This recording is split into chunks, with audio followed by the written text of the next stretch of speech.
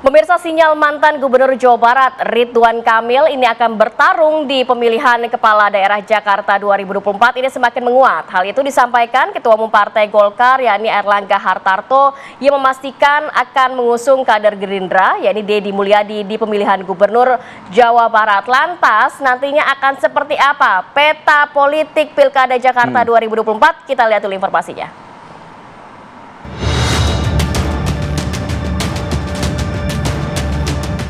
Sinyal mantan Gubernur Jawa Barat Ridwan Kamil atau RK akan bertarung di pemilihan Kepala Daerah Jakarta 2024 semakin menguat.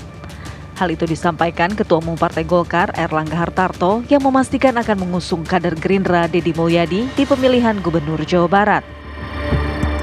Di pihak lain, Ketua Harian Partai Gerindra Sufmi Dasko Ahmad mengungkap bahwa para ketua umum partai yang tergabung dalam Koalisi Indonesia Maju atau KIM telah mengantongi beberapa nama pasangan calon gubernur, wakil gubernur untuk mengusung di Pilkada Jakarta. Sebelumnya Partai Golkar getol mendorong Ridwan Kamil untuk kembali maju di Jawa Barat. Karena selain sudah teruji, elektabilitas Ridwan Kamil pun di sejumlah hasil lembaga survei tak tertandingi. Ya, meski elektabilitas Ridwan Kamil cukup baik, namun belum bisa menandingi nama mantan Gubernur Jakarta Anies Baswedan dan juga Basuki Cahayapurnama atau Ahok.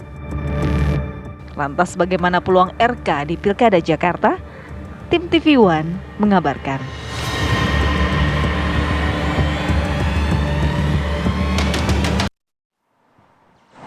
Waduh. Iya, bahkan memang Kim Plus ini akan mendukung nantinya RK Kaisang di Pilkada Jakarta karena melihat kan sudah ada sinyal dari Partai Golkar yang akan mengusung Deddy Mulyadi di Jawa Barat. Berarti RK-nya kemungkinan juga di Jakarta ya, Betul. Nah, akan seperti apa kita akan bahas langsung dengan narasumber yang sudah hadir. Pagi hari ini sudah ada Bang Effendi Ghazali, analis komunikasi politik. Assalamualaikum. Selamat pagi. Waalaikumsalam, selamat pagi Arif Fadil. Salam olahraga, salam sepak bola. Salam sepak bola, tetap juga salam safe Palestine. Safe Palestine.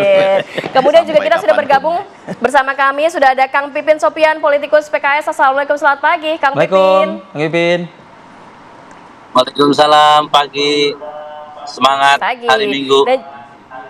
Selamat hari weekend. Minggu. Dan juga ada Bang Ahmad Doli Kurnia, Waketum DPP Partai Golkar. Selamat pagi Bang Doli. Pagi Bang Doli. Horas. Pagi, Assalamualaikum warahmatullahi wabarakatuh. Pagi, Bang Doli, Kang Pipin ya. Bang Doli, ini kita agak terkejut sedikit begitu ya. Kok tiba-tiba Golkar yang awalnya di Jakarta memberikan nama Bapak Alun, begitu kok tiba-tiba di Jawa Barat yang kemungkinan besar tadinya RK jadi Deddy Mulyadi Itu ini. kalau misalnya di lalu lintas bukan putar balik. Sliding namanya itu. Atau set kanan belok kiri mungkin gitu ya. Drifting. Tapi Babah Alun, Alun itu kalau di Sumatera Barat artinya belum. Oh, belum. Babah belum berarti. Belum. Apa sebenarnya yang mendasari akhirnya dari Golkar ini kalau melihat grassroots, melihat keinginan dari kader Partai Golkar, PRK pengennya di Jawa Barat, tapi akhirnya kenapa diputuskan nantinya kemungkinan besar di Jakarta nih? Apa alasannya, Bang? Nah, sebenarnya kan kita belum memutuskan apa-apa itu ya. Jadi Tapi sinyalnya udah itu kelihatan kurang banget tepat. kayaknya, Bang. Bukan. Sebelumnya juga kita kan belum memutuskan apa-apa. Kalau misalnya kita mau belok kanan, belok kiri itu kan kalau udah mau kasih sign ke belok kanan, sen. kemudian kita belok kiri. Nah, dalam beberapa kesempatan saya kan selalu mengatakan bahwa khusus untuk Jakarta dan Jawa Barat juga termasuk Jawa Tengah ya, itu nanti akan diputuskan dengan membutuhkan waktu. Karena memang kita ingin tetap menjaga ya kebersamaan kita dengan Koalisi Indonesia Maju ya. Jadi kan sudah ada kesepahaman yang kita bangun antara teman-teman di Koalisi Indonesia Maju bahwa sebisa mungkin dalam 5 tahun ke depan kerjasama yang sudah baik dan teruji kemarin di Pilpres ini kita sama-sama rawat, kita sama-sama jaga termasuk menghadapi event Pilkada di November 24 ini. Nah, kita terus melakukan komunikasi secara intensif ya, terus melakukan kajian secara bersama-sama ya. Nah, dalam waktu 3 minggu terakhir ini ya, kita terus ya bersama-sama ya di semua level, baik itu DPD provinsi masing-masing dengan menyerap aspirasi dari bawah di tempat di partai politik masing-masing, kemudian di DPP juga seperti itu. Kita melakukan kajian secara komprehensif ya. Nah, kalau selama ini kalkulasi kita itu berdasarkan kalkulasi masing-masing partai politik ya, Golkar punya kalkulasi sendiri, teman-teman Gerindra juga begitu, Demokrat juga begitu, PAN dan seterusnya juga begitu ya. Nah, sekarang kita menemukan formula baru, punya rumusan baru bersama ya di dalam kalkulasi bersama gitu. Yang menurut kita inilah keputusan yang memang terbaik untuk memenuhi beberapa hal tadi itu. Tentu pertama adalah tujuan kita melakukan atau mengikuti pilkada ini kan untuk memenangkan ya calon-calon atau kader pimpinan partai kita yang kita anggap punya potensi menang di daerahnya masing-masing. Itu dulu dasar kemudian kajian yang kita lakukan. Nah, yang kedua tadi sebisa mungkin selain berpeluang menang, kita tetap bisa menjaga hubungan, komunikasi, kerjasama kita sesama di Koalisi Indonesia Maju. Apalagi kita menyadari betul bahwa untuk menghadapi tantangan Indonesia ke depan memang dibutuhkan soliditas, sinergitas ya antara pemerintah pusat, pemerintah daerah dan seterusnya gitu. Nah, makanya kita perlu tetap menjaga kebersamaan itu. Itu yang menjadi pertimbangan. Oke, baik Bang Doli. Saya juga ingin mendengar analisa dari Bang Ege juga ya. Karena kalau Bang Ege kita dengar nih di beberapa kesempatan ketua umum, sekjen partai sepertinya sudah sinyalnya kuat ya, menyebutkan ini OTW lagi nih ke Jakarta nih. Baleho-baleho bisa dipasang lagi nih, kata dia begitu.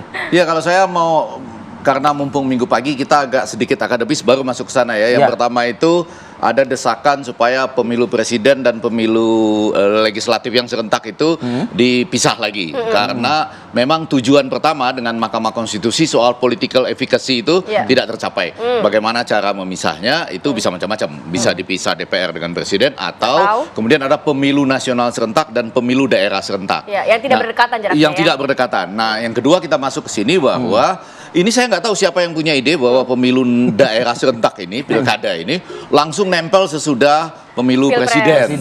Nah, akibatnya seperti ini yang terjadi. Kayak begini nih. Iya, jadi dulu pada waktu kami ke Mahkamah Konstitusi itu jaraknya Bang Doli, Kang Pipin itu 0,2,5. Jadi pemilu serentak daerah itu, pemilu daerah serentak itu di 2,5 tahun sesudah pemilu presiden. Kalau terjadi seperti ini, maka ada seperti peluang the winner takes all itu.